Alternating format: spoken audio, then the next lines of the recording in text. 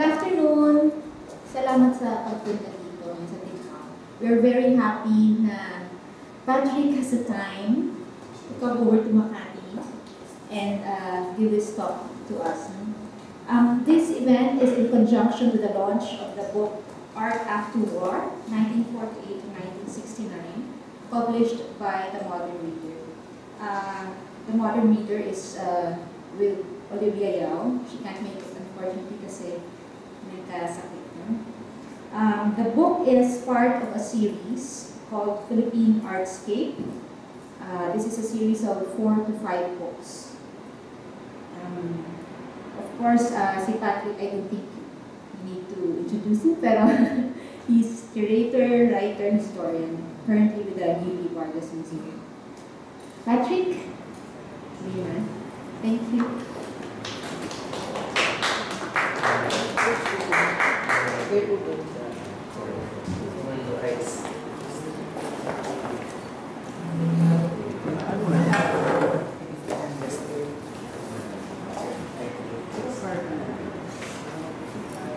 Good afternoon, everyone. So I'm here to basically introduce the book Art After War, which covers the period from 1948 to 1969. Why 1948? It was the founding of the Art Association of the Philippines by which was very influential in charting the directions of modern art in that period after the Pacific War. And why 1969? It was the founding of the Cultural Center of the Philippines by Imelda Marcos. Now, so these are the markers of the book. 48 on the one hand and 69 on the other. Of course, this is an arbitrary way to mark a certain period. Well, art history as a discipline is an arbitrary discipline. So we are aware of that fact, and we are quite sensitive to the implications of the arbitrariness of the discipline.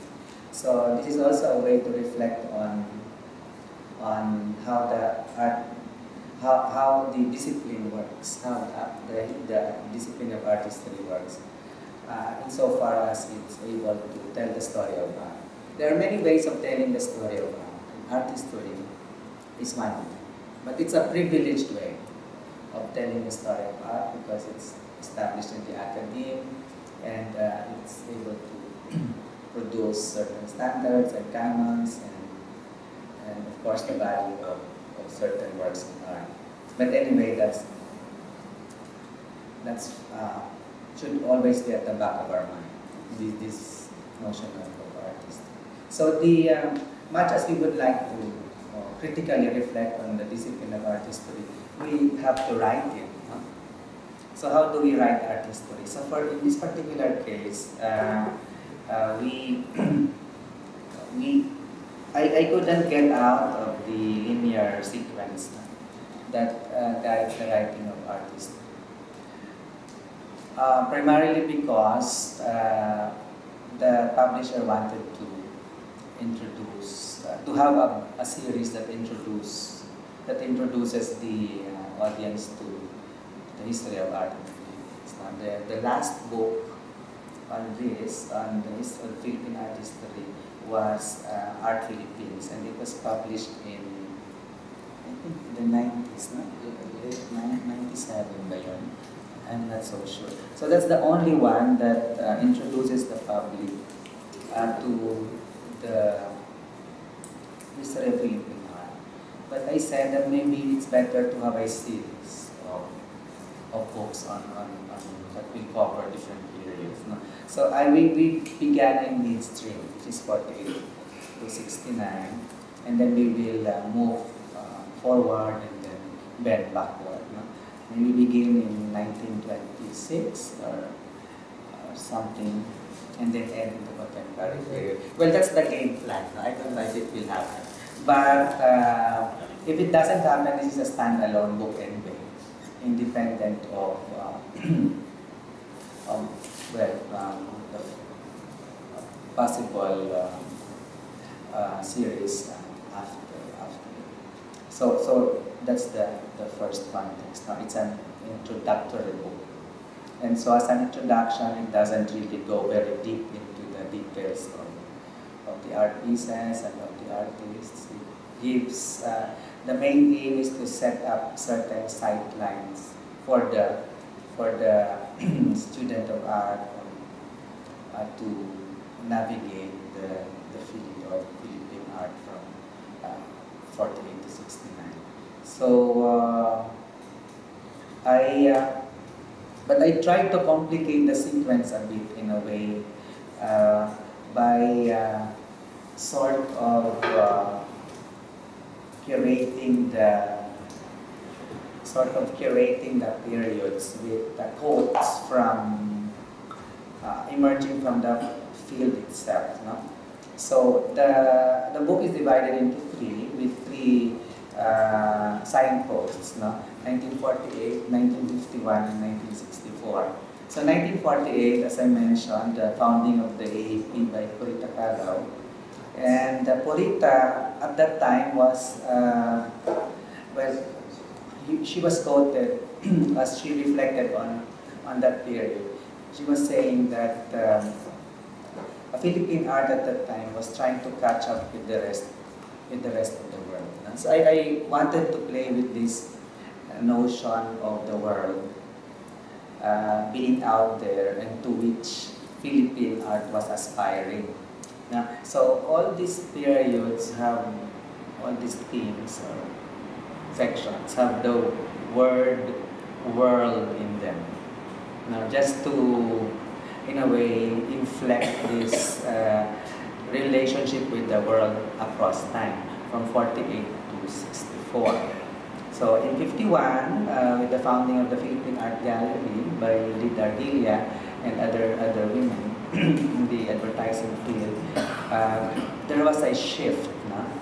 So in 51, no, not really in 51, but after 51, there was this exhibition of Philippine art in the United States. There was a tour of Philippine modern art organized by the PhD that went around certain venues in America.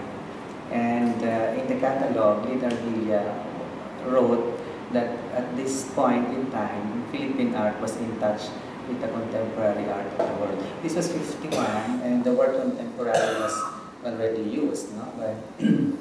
by someone like Lida Ardilla. And we see now the shift, no? From previous effort to catch up with the world. In 51, Lida Ardilla was confident enough to say that in fact the Philippines was in touch with the contemporary art of the world.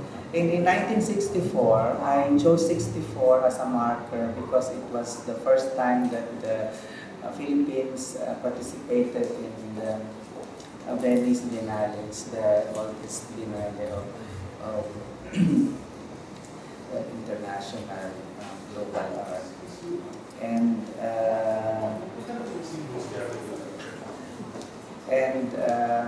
So that's the marker, 1964.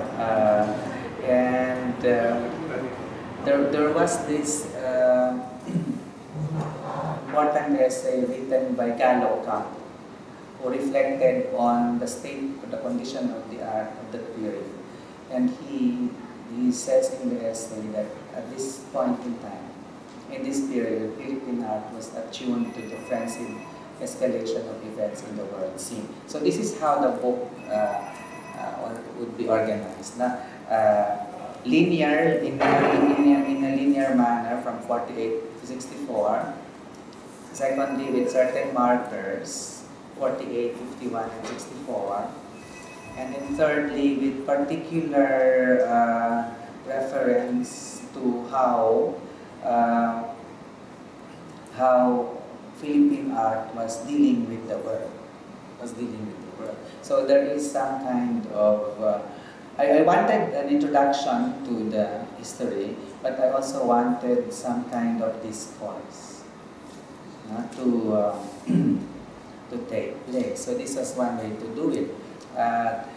Present a linear timeline on the one hand, but in a way thematically curate the timeline in relation to a particular discourse. And in this particular case, the discourse is about the world, and the Philippine art was trying to relate to it. So that's the logic of the book. So I didn't want like a straightforward linear sequence of art history, although it is also that. I wanted something more, or add a layer beyond the linear sequence, and this was I think the best way to do it. I also wanted, as a writer of this book, to as much as possible reference the words of the people who are working in that field. So there are many quotes from the players themselves in this book. So I wanted to catch the register of thought, by people who articulated certain ideas in the period. So artists wrote, artists were interviewed, and so their words would become part of the history. So it was a conscious effort on my part to gather this, like, in a way, primary data to form the discourse of the period cover. So that's, yeah. So we begin, of course, with the founding of the EAP with Rita Calao, as she talking to Video Quirino, the president. And then the period actually is of AAP. The AAP period captures the tension between the dominance of the Amarsolo school, or the conservative school, and then the challenge of the modern school, which began in the late 20s with the homecoming, with the work of Gustavo Lorenzo and Juan Arellano, and the homecoming of exhibition of Victorio Edades. So that was the tension that, in a way, bedeviled the AAP, because the AAP wanted to be the association of all artists. But clearly, the leadership of the AAP was leaning towards the modern sensibility. So this is by Lorenzo, by Ricardo Corogana. So it would be covered in the first book in the series, I suppose. This period, the early expressions of modernism from, let us say, 1926 or 1925 to 1947. So the 13 moderns are not part of this series, because they began in the earlier part of the history. So we have Diego and you have Carlos Francisco. So yeah, so you had the triumvirate of Carlos Francisco, Galo Ocampo, and Victorio Edades, and then another coterie of artists called the 13 Moderns, the mythical 13 Moderns. So this would be the backdrop of the period to be discussed, that is discussed in this book. So yeah, but the early, of course, the practitioners of the early period continued to practice in the period covered here. So this is another problem of doing art history, because you cannot confine the practice or the career of an artist to a particular period, especially if the artist is prolific and sometimes they live too long, no? And produce too much art, I suppose. Like for instance, Amorsolo, right? Amorsolo died in 1972. So you cannot say that Amorsolo is just confined to, let us say, the first period or the conservative period, because his art continued. No? So this is another, and this demonstrates the arbitrariness of art history, especially in terms of periodization. So how do you, for instance, continue to talk about Amorsolo if you just confine him, let us say, to the conservative period, when actually he did more art beyond the conservative period. Yeah, and this is also true for the other artists. No? So this is also what's in a way good about a series, because you can actually address this problem of back and forth, right?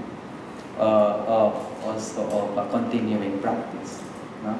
So you could pick up an aspect of the career of Amorsolo in another period, no? Or an aspect of the career of Carlos Francisco in another period, beyond this period, for instance. No? Yeah. So we just we move on.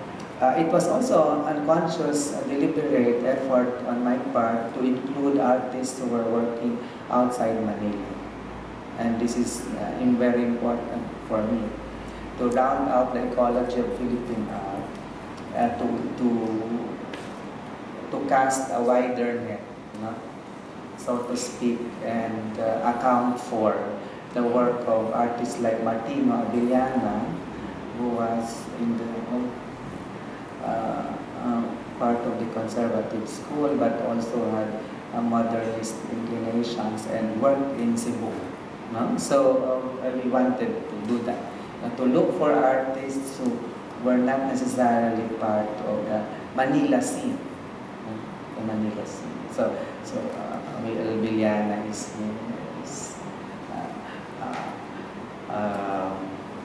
sufficiently represented, and I think more than sufficiently represented.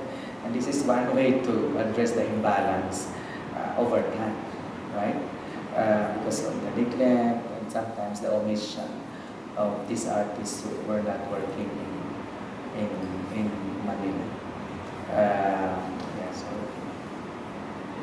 So this is the famous walkout on your left of the conservative school from the 55 competition of the AAP. So there was this Rotary Club special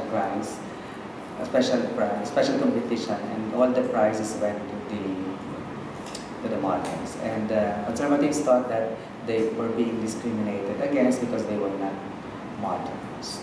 But the special prize was higher, so maybe you know naman how money tends to create problems. But I think it's also was very symbolic.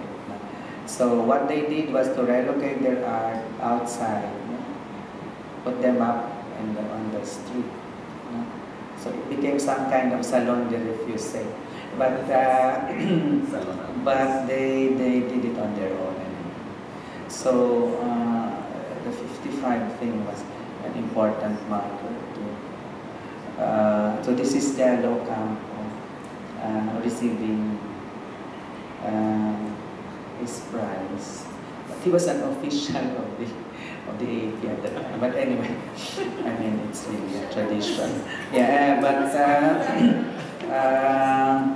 and also I wanted to include artists because much of the modern period, much of art history in the Philippines has been governed by modernism.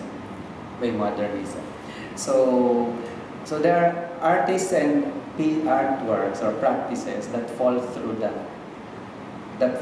the map of this modernism. So this book wants to complicate this modernist narrative by revisiting the conservative school, no? And its afterlife beyond the Marsala. Some art history would simply dismiss the conservative school after a Marsolo as mabini art, no? As mabini art like commercial art and not worthy of being part of art history. But I thought that I think this is a problem. And as an art historian, I want people to talk about this practice, no? And it's not as if these pieces were not collected by institutions, no? So so-called Mabini arts collected by the National Museum. It is also collected by the Vargas Museum. So if they were good enough to be collected by these institutions, then I think they're good enough to be talked about in art history. So I reinserted them into this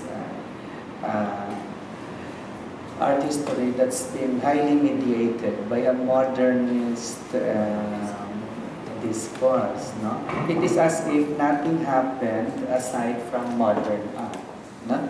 So I think this is a problem. So you have people like Gabriel Custodio or Isaac Eustaquio,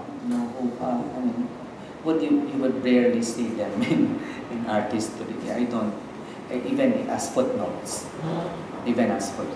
So I said I think it's about time to have a more complex view of art history and go beyond this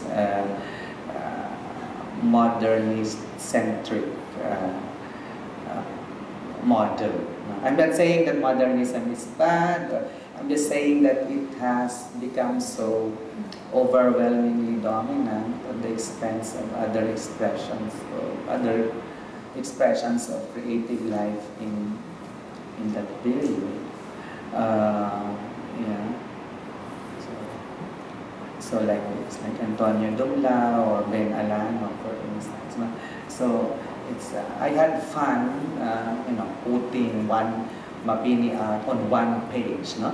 So isn't that fun? No, I mean, if Manansala deserves one page, why not Ben Alano? No? So it was a deliberate effort to complicate a bit and destabilize this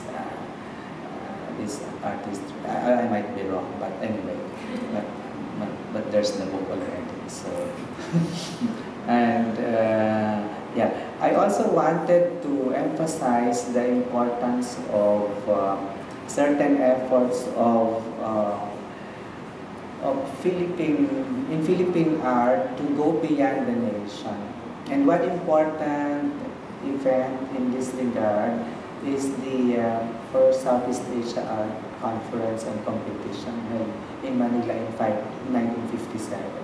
So this is the first time that Southeast Asian art came together, and it was under the auspices of the AAP, with Gregorio Lim as president at the time.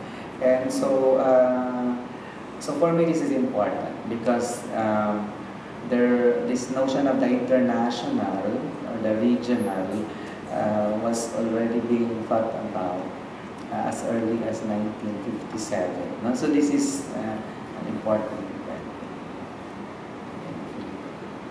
And much of this period covered from 48 to 69, the early part would be dominated by the Neorealist school. The Neorealist school with Roman Estela, Manansala, Legazpi, Tabuena. Yeah. So there was a shift from this post-impressionist modernism of Idades to a kind of school of Paris modernism by the Neorealists, who were looking to, I think it was Porita who said, while Idades, while the triumvirate were looking at Cézanne and Gauguin, the Neorealists were looking at Matisse. Yeah? Or looking at Matisse and the school of the École de Paris, or the school of Paris. So that might be a good marker in terms of the shift to the source of modernism, from post-impressionism to the school of Paris. So yeah, so I think there was this inclination of Manansala towards Cubism, for instance, through the faceting of planes and also the use of collage. And this particular work, the Bana on your right, is important because it's actually mixed media. You will see a little bit of tin on the surface. If you look more closely, it's a bit, and it looks like early Rouault. Yeah. So that is, I think, the shift from post-impressionism to the school of Manansala. So that was the dominant school of Neorealism. And there was also this mural. Carlos Francisco, of course, was the foremost muralist. But Manansala had his own, of course, murals, and they're sufficiently featured here in the book with a history of medicine at UST. In the hospital, it's not so well known mural, but if you go to the UST hospital in the lobby, you see the very nice mural of Manansala, which can be compared with the history of medicine of Carlos Francisco at the PGH, which is now at the National Art Gallery, the National Museum. So this is the, and of course the arts and sciences in UP, which was shot recently, of course without the students. Well, the students were asked to vacate, and yeah. This was when the arts and sciences were still in one college, the College of Arts and Sciences, which which became, and then before the College of Arts and Literary Science and Philosophy and Science became independent units. And Legazpi, part of the Neorealist school. Yeah, so I'm just showing examples of the stalwarts of that school. And so Binez thought that actually the Neorealists were all inspired by Cubism in one way or another. So the main language was Cubist. So it was just a matter of responding to the Cubist requirements. But this was like a kind of lyrical Cubism, very soft, not so hard-edged, but also very keen on the social condition. Very keen on the social condition. So there was that. There were those two elements. Yeah, so basically, I think he's right at a certain level. Vanessa, the critic is correct. That the main language of Neorealism was Cubism. But it was a belated expression of Cubism because Cubism was no longer at its peak when it was appropriated in the Philippines. No? And my own theory is that the post-war condition in the Philippines contributed to the fascination of the Neorealist Cubism. No? It was the shape of the city itself, the morphology of, let us say, the barong-barong, which was Cubist in a way. No? overlapping of planes, yeah. And so there was this intersection between the stylistic form of cubism and then the shape itself of the environment, in which the artist found himself. So yeah, and then there was of course, expressions of early abstraction by way of Oteiza. Of Oteiza. Difficult to find Oteizas, although Oteiza is a relative of the Digillas in Baguio. In fact, Bocas is named after Victor Oteiza. Difficult to find Oteiza, but I think he was one of the earliest articulators of abstraction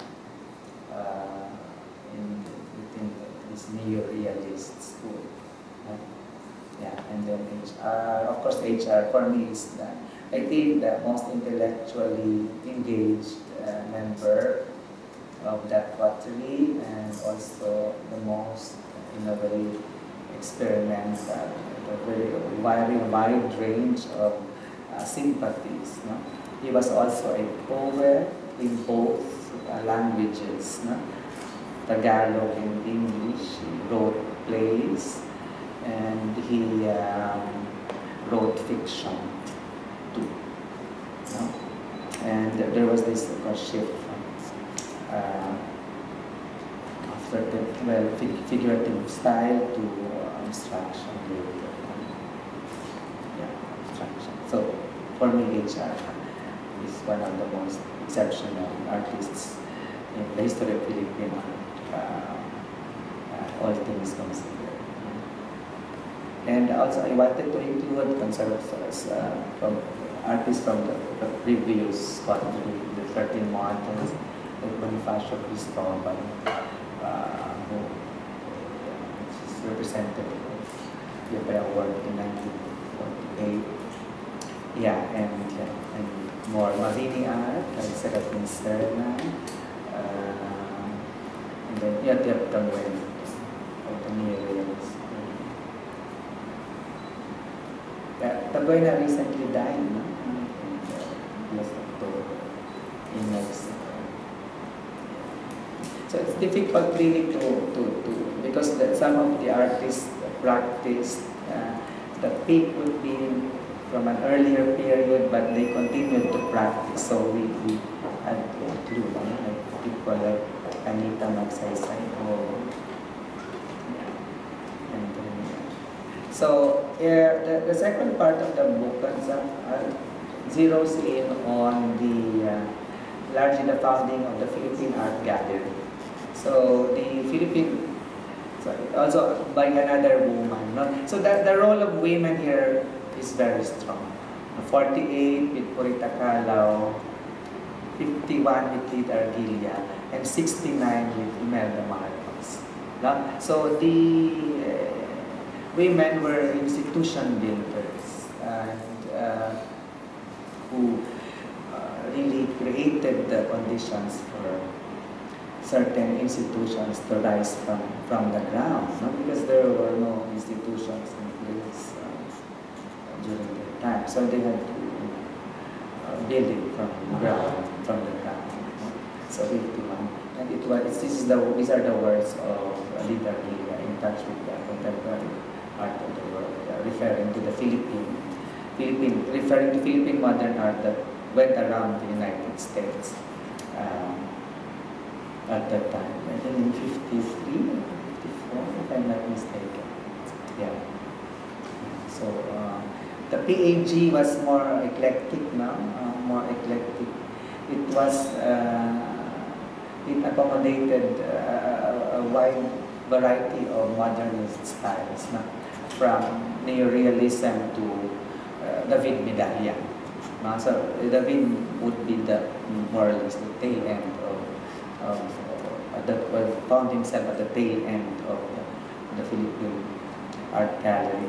It, in a way, served as a gallery primary market mechanism, and at the same time, a museum of modern art in a way, because it was the space for modern art to be presented before Tineo opened. The Tineo Art Gallery opened in 1960. 1960, yeah, that's right. So you have people like, oh yeah, and this is like literally the park exhibit opening. So the park was a hub, no? They had like workshops, they sold art, they had talks, and it was celebrated by the journalists of the time as the center of modern art in Manila. And yeah, I also included artists who, even though they left the Philippines, contributed to, of course, Philippine art, for like Venancio Ingarta. Yeah, Didardilia was also an artist in Juvenals, so yeah, Juvenals and Sauce prints are important, I think, and then early work in the surrealist vein, maybe picking up from Gallo Campo, and then the development of the abstract language by way of Constantia Bernardo, for instance, who went to Yale to study art under Joseph Albers. So I think this was the influence of Albers. So in terms of abstraction, there was this early expression through what they called at that time non-objective art. Non-objective art. And in 1953, the Philippine Art Gallery organized an exhibition, the first exhibition of non-objective art in the Philippines. And I'm trying to find out where they got the word non-objective, and I think it could be traced to Peggy Guggenheim. To Hilary Bay. Sorry, to Hilary Bay, who was the advisor of Solomon Guggenheim. In fact, the precursor of the Guggenheim Museum in New York was the Museum of Non-Objective Painting. And non-objective and Hilary Bay was drawn to Kandinsky and anthropology. So this was, I think, the context of non-objective art. But that's just a conjecture. I couldn't find a trace of how this notion of the non-objective came to Manila. But there was this exhibition of the first non-objective art in the Philippines in 1953, which one critic and curator renamed to the first first exhibition of non-objective art in Tagalog.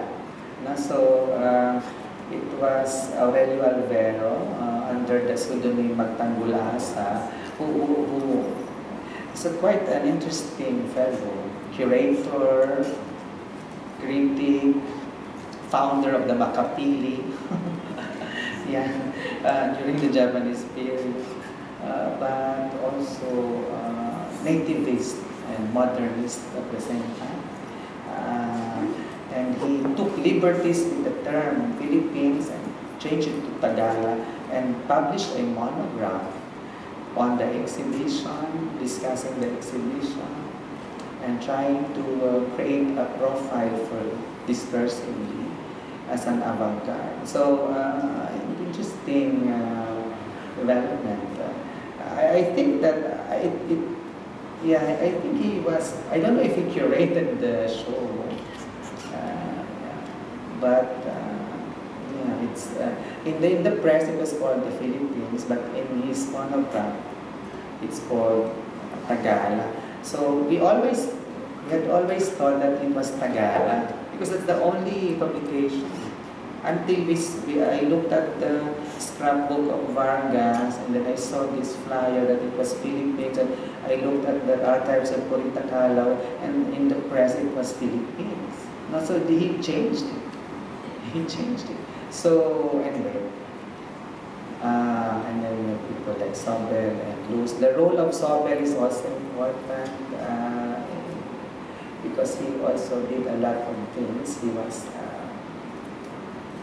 a member of the family of tycoons and the pioneer monopolists in the country. But he was also a writer. He did art history, colonial art in the Philippines. He was an artist and he was a collector. And he taught at the Ateneo. He had workshops and not workshops, but classes in modern contemporary art. And many people attended, important people attended those classes, including Emmanuel Torres and Leonidas Veneza, who eventually became the foremost critics of modern art in the country. Well, David Medalla also sat in those classes, as well as Tessie Ojeda, who became Tessie Luz, and I think Leandro Loxin, I'm not sure, maybe not,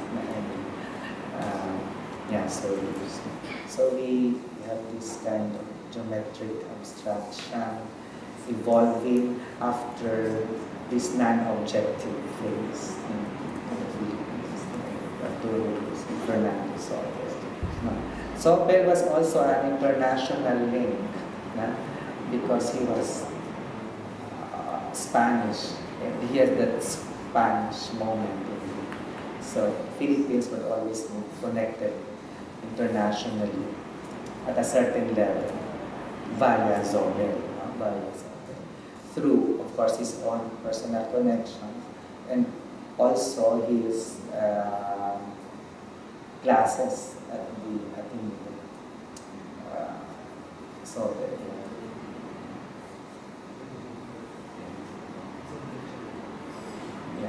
I devoted a special section to two people in this book, and I call them the free spirits, and they are Nena Sagi and Jess Aiko. I wanted to create a special profile for Nena because I think she's one of the most important modernists in the country. Worked in Paris and had a career in Paris and was written about by French art critics, and was also in a way collaborated with David Medalla in one exhibition at the Ashmolean.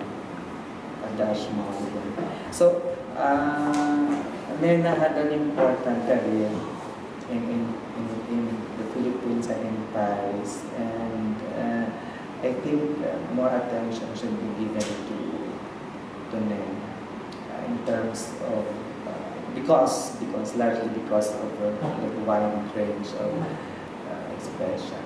So it's more from the figurative style, which later evolved to the abstraction. Like this 53 work, which I think is very important. And then Jess Aiko. I also like Jess Aiko because he was from Bacolod. He worked there and he was a cultural worker in Bacolod. He helped organize the Artists Association of Bacolod, and he taught in Bacolod. He also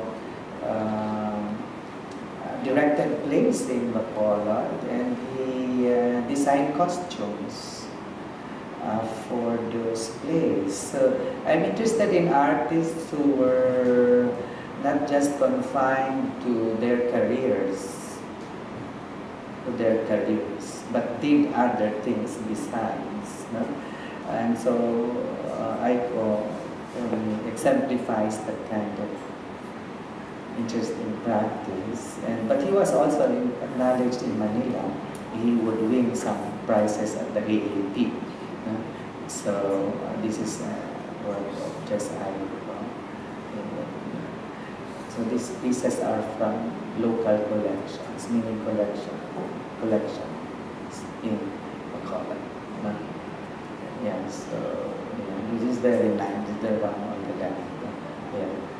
And this is Ankukok. Maybe it's Ankukok here already. But anyway, Jess Aiko was also a photographer, very early. So this is quite yeah, so I think much attention more attention should be given to Jess Aiko. Yeah, and this is the last manager.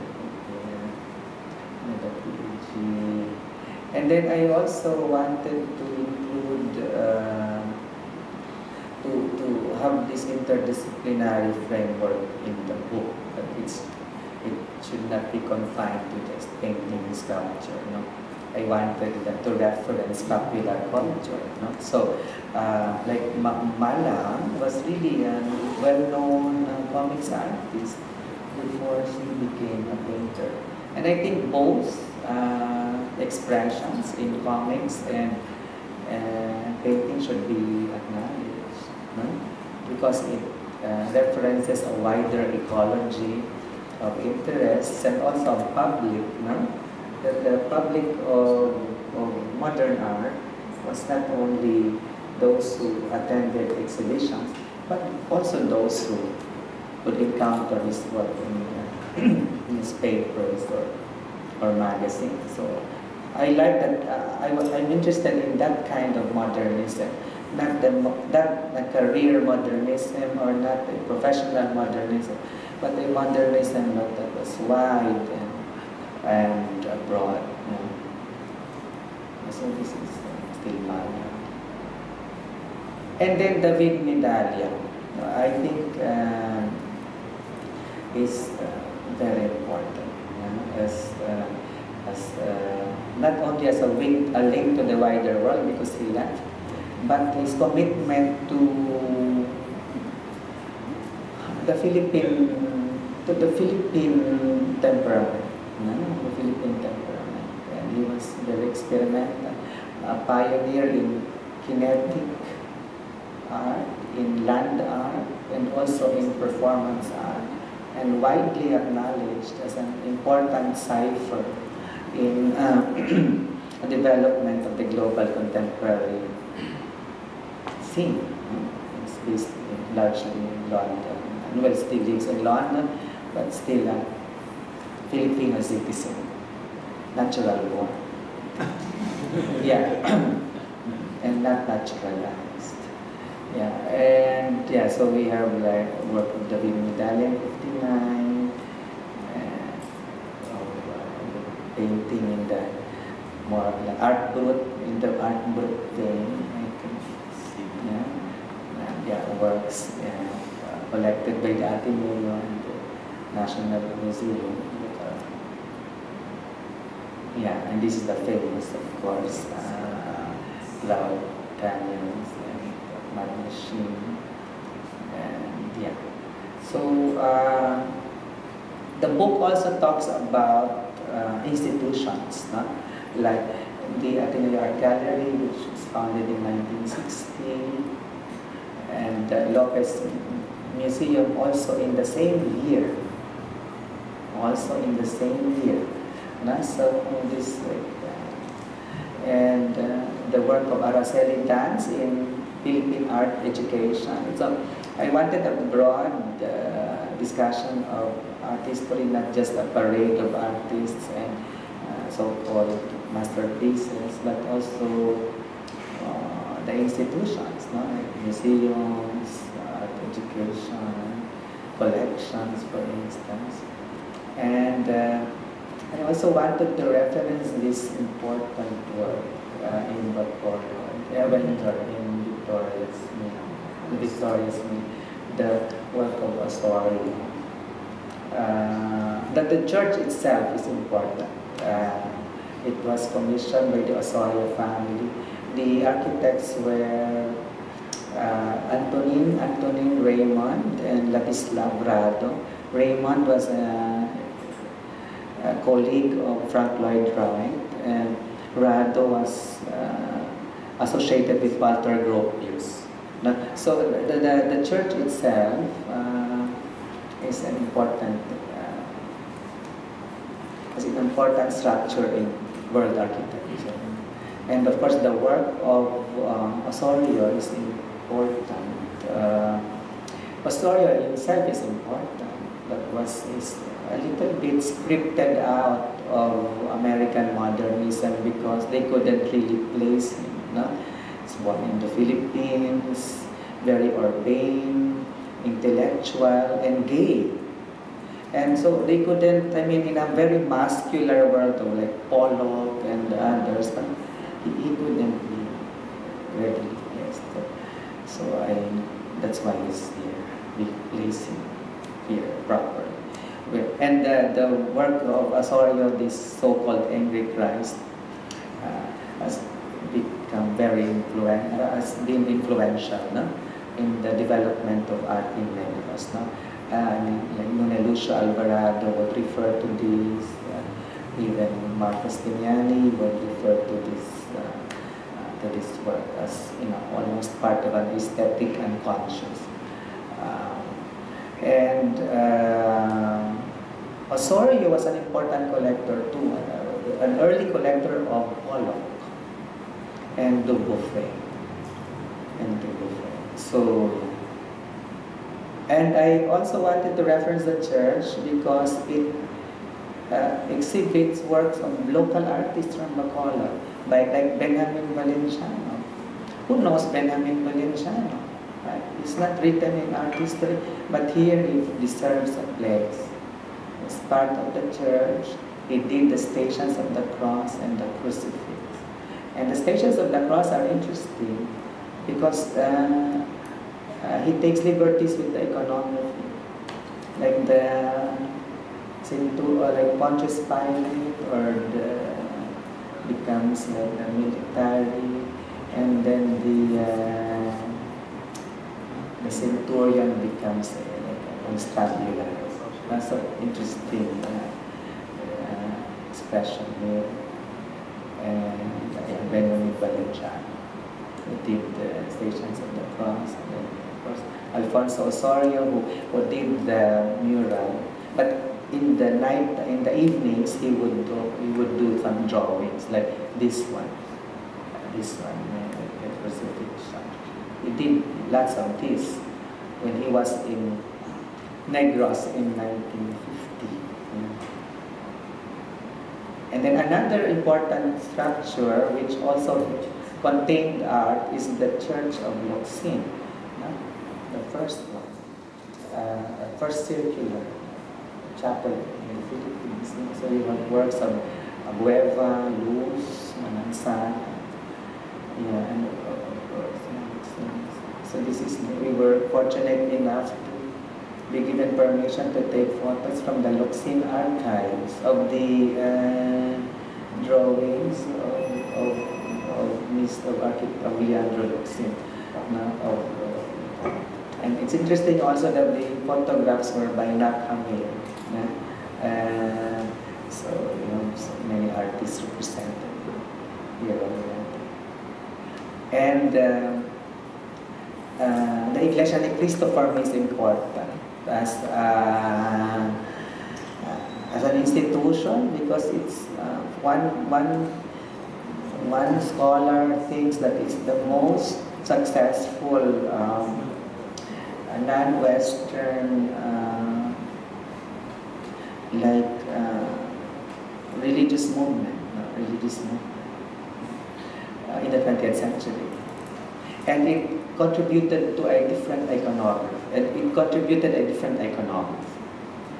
through its churches. So in terms of design, I think Iglesia ni Cristo is important. No? So I included the facade of one of its first churches in Sampalo. I don't know if it's still there.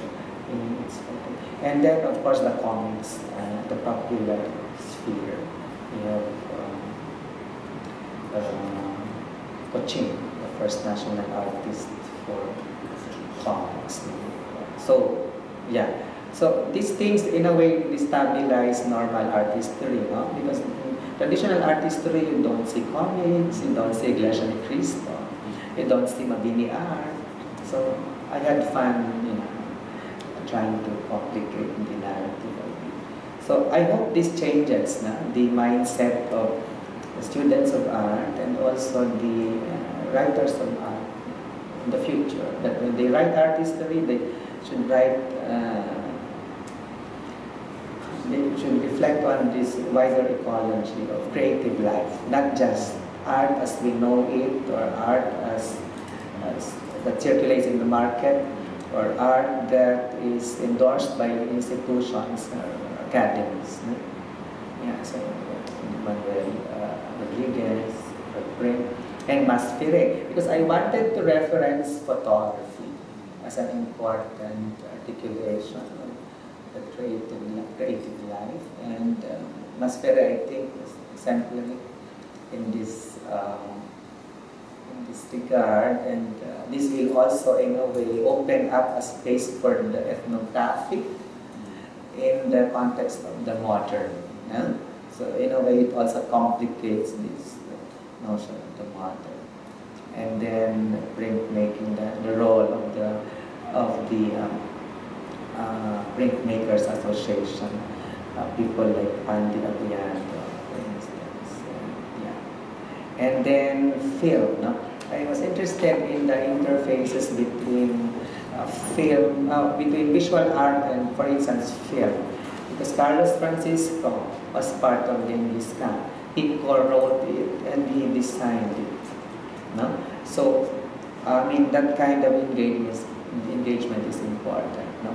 I also wanted to bring in film as part of the discussion.